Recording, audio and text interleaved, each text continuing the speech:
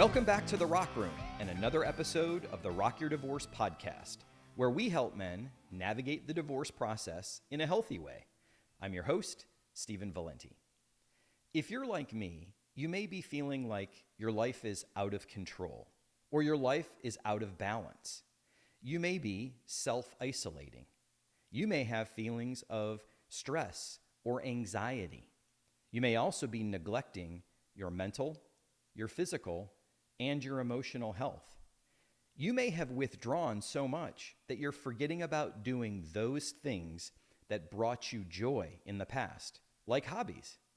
Or you may not know what to do during the day to quiet those thoughts in your head or the emotions that you're feeling. Well, if that's you, then you are absolutely in the right place. Because in today's episode, we're going to discuss what is self-care and why is it so important, not only throughout the divorce process, but well afterwards. If that sounds like something that you're interested in, then plug in, turn it up, and let's hit the stage. Okay, so as we've been discussing, there are 7 key areas in your life that if you focus on them in the divorce process, you will not only navigate the divorce process in a healthy way, but it will set you up to thrive after that divorce is done.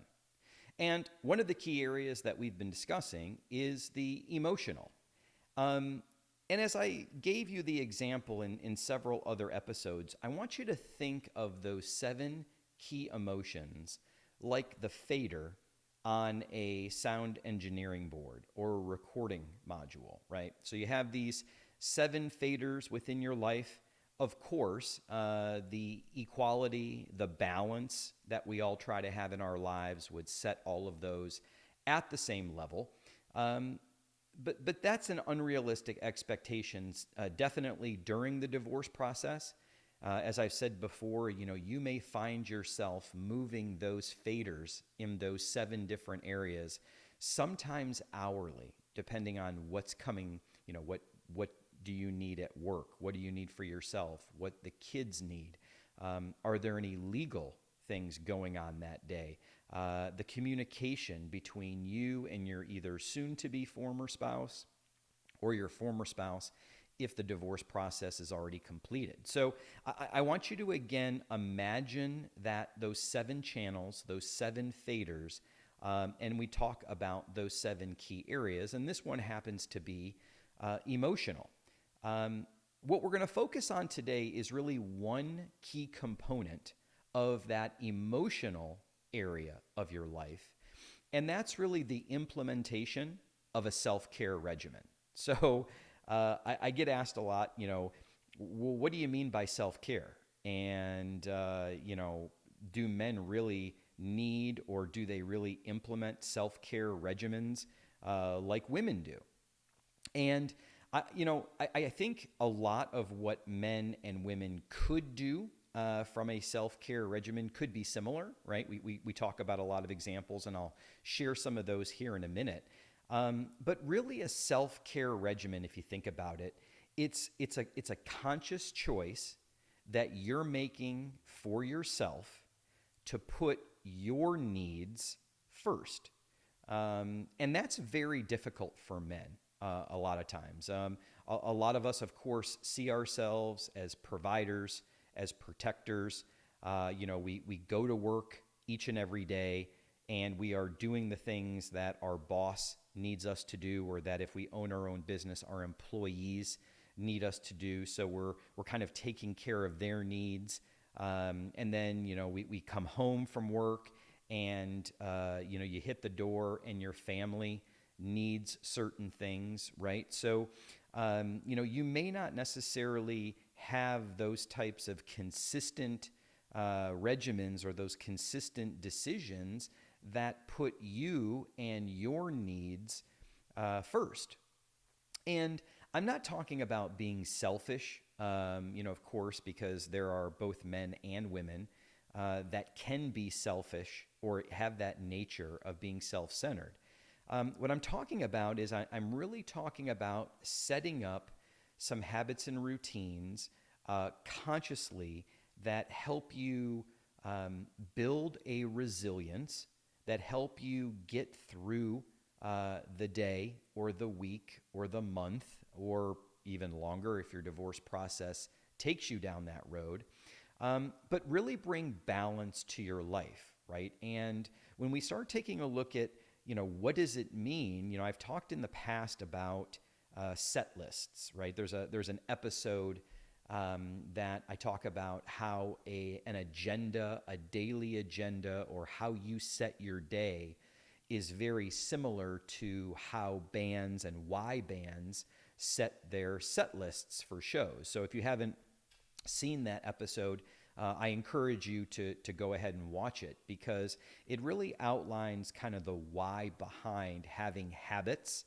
why having routines are good in your life, and comparing that to why bands have set lists. But I really want you to focus on being deliberate with your time and making those choices throughout the day that offer you an opportunity to take care of your needs and to give focus on things that you may find that are healthy in your life.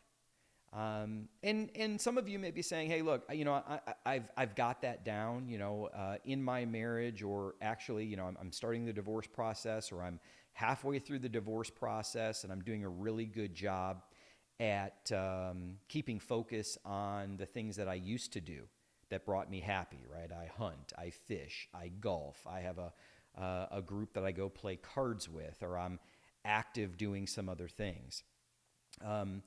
But I will tell you that, by and large, as I've done my research and I've talked and coached men, I really find that they're doing things, as I said earlier, that may be self-isolating, or that they may have recurring thoughts and recurring feelings, right?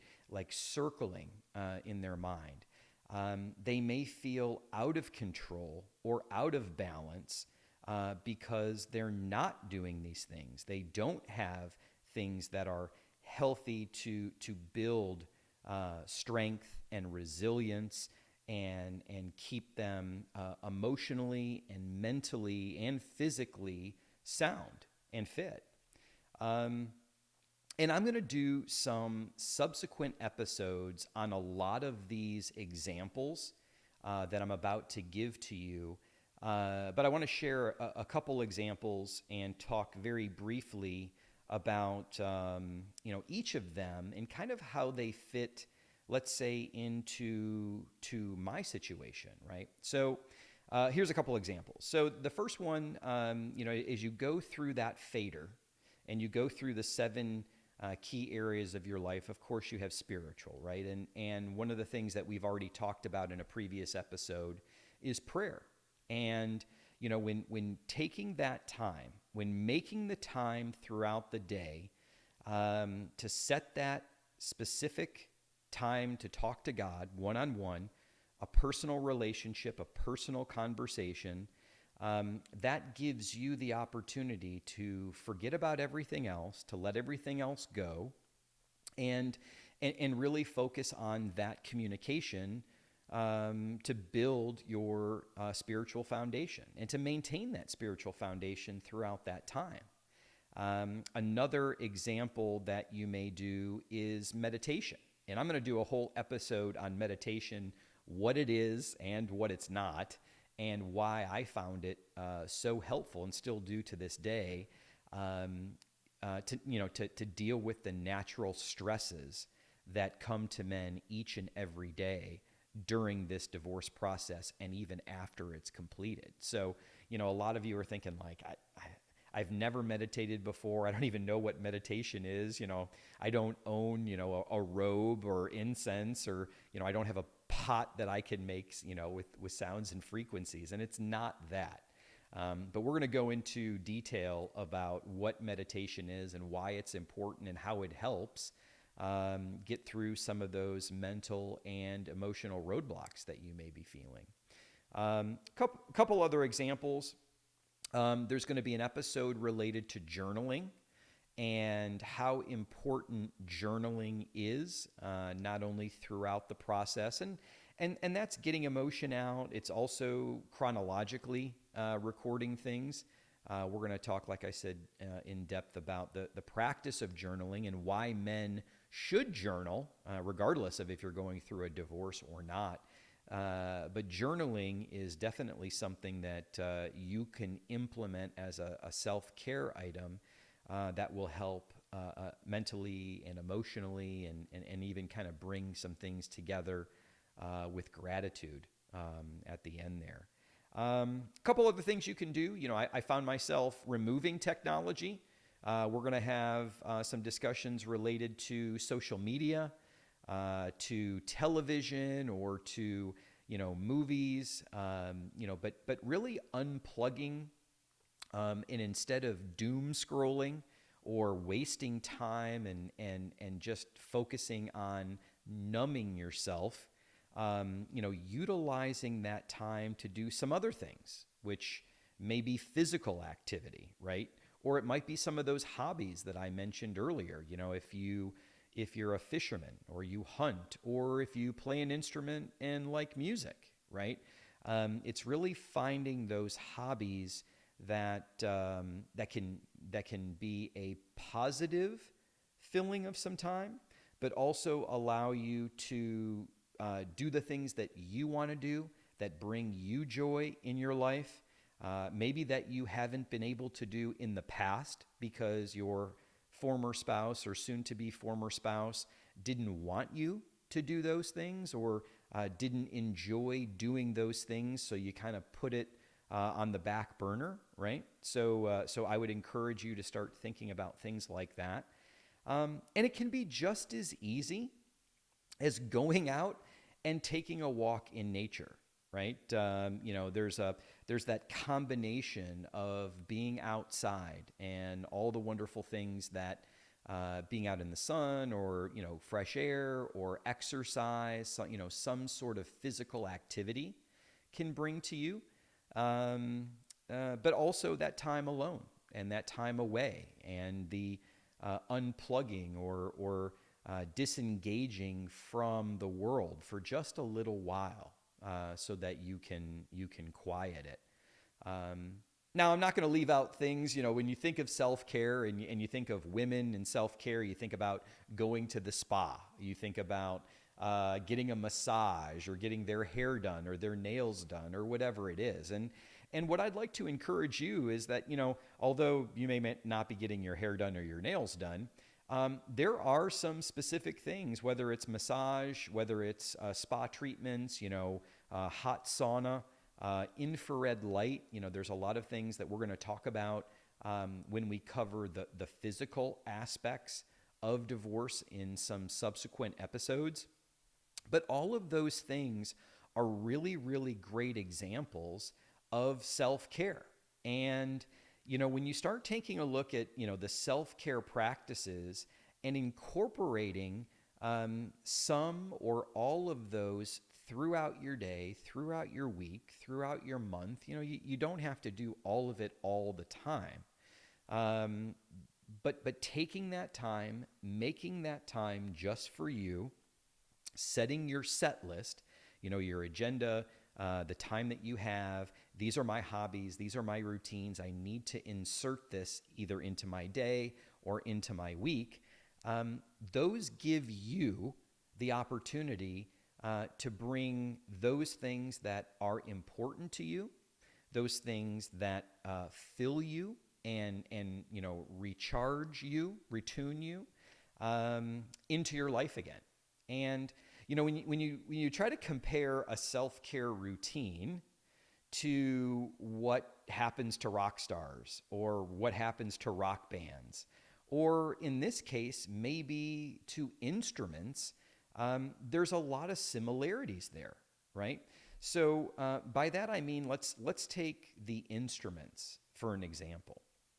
So for those of you that have played any instrument at all, whether it was in middle school and you gave it up, or you played through high school, or one of the things that you've always wanted to do in your life is learn the guitar, and that happened later in life, you know that taking care of your instrument is something that you absolutely have to do. It has to be cleaned, it has to be tuned.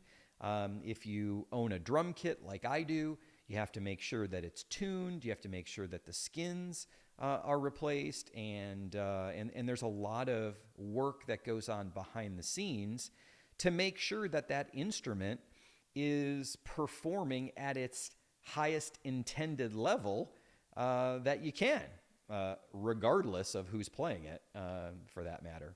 And you and your body, your spiritual, your mental, your emotional state, all of that is no different, right? So you have to see yourself as that instrument. You have to see yourself that it needs to be taken care of in all aspects, and it needs to be tuned and retuned. And I think a self-care regimen and really picking out those things that are important to you or that bring you the opportunity to feel that. I think that's a key focus of this area. Now, when you compare self-care to bands or to rock stars, especially on tour, you're going to find that, those tours are long and they're arduous for those bands and for those performers. We're going to do a subsequent episode on what I call warrior weariness, which is really what you are probably feeling if you've been going through your divorce for any length of time. And for those of you that are just starting the divorce process, I hate to burst your bubble, but at the end of the day, it is going to be a long and difficult process, right? By and large.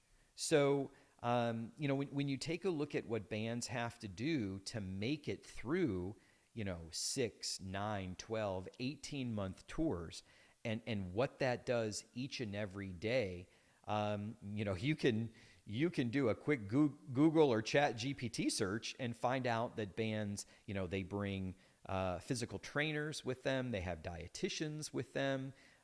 They may have folks that they bring in after a show or before a show, like a masseuse that can, work out all the kinks, work out all the muscles, get them kind of back into show readiness for the next night. They make sure that, they have things to do on the road that can, take time during the day, that they're not just isolated in their hotel rooms or they're not isolated on their buses throughout these tours. It all kind of builds on itself to make sure that, not only their instruments are taken care of during these long tours or these shows and performances, but they are as well. And ultimately, it has to deal with making sure that they are at their peak to be able to provide you, as the audience, the best show possible. And we are no different in that. We are no different as men going through the divorce and how our bodies need that retuning, that refocus. We need to quiet that noise and ensure that we're running at our best. So let me share with you a little bit about my personal story and how I implemented self-care regimen in my life, not only during the divorce process, but how I actually have kept it going since my divorce has been final. So very early on, I struggled a lot with those feelings of selfishness. As I said before, for those of us that maybe didn't necessarily have hobbies outside of the marriage. Personally, I didn't have a lot of hobbies outside of the marriage or that didn't focus on the marriage or the family. And, that was mostly by choice. It's not that, I was withheld from doing anything, but, I really personally wanted to spend the time that I wasn't either at work or doing the responsibilities of providing and protecting the family, so to speak. I wanted to spend that time with my former wife and my family, and we had friends, and we had all of those things together. And I didn't grow up playing golf. I didn't grow up hunting. I didn't have those kind of hobbies that would take me away from the kids per se. Although when the kids were smaller, I was in a band and ended up playing, practicing once a week and having a gig or two, throughout the month. But as the kids got older and as I wanted to get more involved, of course, in their daily lives, I kind of put that on the back burner. So, and that was by choice. But ultimately, I didn't have those things. So when the divorce process started, I really found that I struggled with guilt in trying to find things outside of what was my marriage and what was my time with my children. Because throughout the divorce process, we had this temporary parenting plan. And for those of you that are not in that stage of the process yet, or maybe in the stage of the temporary parenting plan, that doesn't necessarily mean how everything's going to shake out with the time that you have with your children or how often you see them. But in the temporary parenting plan, there was time that I had away from my kids. And first off, that was a struggle for me. And that was very difficult being away from them, even though we were all in the same home and I would see them, in the evenings or in the mornings. But those focal times when, I was supposed to be gone so that my former wife could have her time with the children, I really didn't know what to do with myself.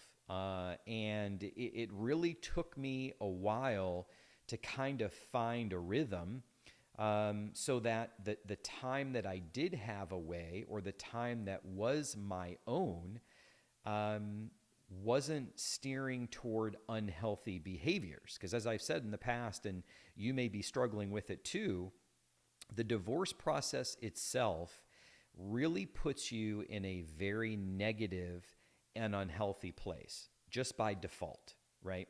And if you don't make a choice very early on to not fall into negative habits, negative routines, or unhealthy routines and unhealthy behaviors, it can be devastating to you and to your life, not only through the process, but well after, depending on what happens, whether it's in mediation or what the court rules. So I struggled very early on with having what I will call free time, but also finding things that filled that time in a healthy way. And as I said before, I really had to do this early on because I felt like I was missing and I was circling, right? My mind and my emotions. I had this time on my hands that I knew that I needed to find positive and healthy and rewarding things to do while I had that. And as I've said before in some of my other episodes, I'm a habit kind of guy. I'm a process kind of guy. I like my routines, and just like we've talked about bands and their set lists, I really needed to be deliberate about what I was going to do and when I was going to do it, and fill those time blocks so I knew I had a sense of security, I had a sense of purpose, and that I was going to go out and I was going to have, these things to do each day, and I was taking care of my needs, which was very, very new to me. So let me give you some examples of kind of what I did and what I still do, because as I said before and as I shared with you, if you build these habits and these routines, and you bring a self-care regimen into your life very early in the process or during the process, it will absolutely help you, become that man that ultimately that you want to be for yourself and for your children, and potentially for someone after, if that's what you feel like you want to do. But not only during the divorce process, but well after that process. So let me share a couple things with you that I did. The first thing that I did, of course, we've talked about it, and that's really focused on intentional and deliberate prayer. My time, as I've shared with you earlier on in the podcasts, my morning time was really my time to start the day. It was my time to have prayer. I meditated, during that time, and I journaled during that time. And I found myself journaling throughout the day as well, and especially in the evenings. But for me, I knew that I wanted to start the day in a very positive way. So for me, self-care meant, I needed my time with God. I needed my time putting my thoughts and my feelings and my emotions down in this journal. And then I needed to quiet my mind through meditation and, kind of set that stage for the day, right? So I did that. I also, throughout the day, I'm a guy that works out kind of in the middle of the day during my lunch break. I work from home, and normally if I'm not traveling, I need a break in the middle of the day that gets me up from my desk and allows me to enjoy that physical activity. And sometimes I do physical activity early in the mornings, after my quiet time, depending on the weather. And sometimes I just wait until the afternoon and I go to the gym, or I'll go outside and walk in nature and kind of have that quiet time, with myself or with God, or kind of a combination of things where I may be walking and I may be praying at the same time, or I may be walking and listening to podcasts or something positive. So those were the things that I did, from a physical aspect to build into my day, to give myself back time for me and to physically support the self-care that I needed. I'm a firm believer in, and we're going to go through a pretty lengthy couple episodes on therapy and what it means to have counseling, to go through counseling and therapy, the best ways to do that, some tips and tricks about, finding a counselor and what it means to go through therapy, and kind of how to harness that as a practice. But I kept therapy not only before I decided to file for divorce and well into the process, but I still go to this very day. And, that has been incorporated into my week or month. Right now I go twice a month to still maintain, the work that I've done and the progress that I've made and what it means in my life to handle all the thoughts and the feelings, not only of the marriage ending and the family ending, but the divorce process and everything that's come afterwards. So therapy was very important to me. One of the things that I'll also talk about in another episode is the removal of negativity. And a couple of the main things that were causing negativity in my life was social media and anything on TV, unless it was, sports or music related. And I'm proud to say, and I'll say this when I run the episode, but I haven't watched the news or any type of form of television per se in almost 4 years now. And, in those cases, I will argue that ignorance is bliss because of the negativity and the divisiveness and everything else that kind of goes along in the world. I can fill my time with a lot of other more positive, more rewarding activities than sitting in front of the TV or scrolling on social media and having,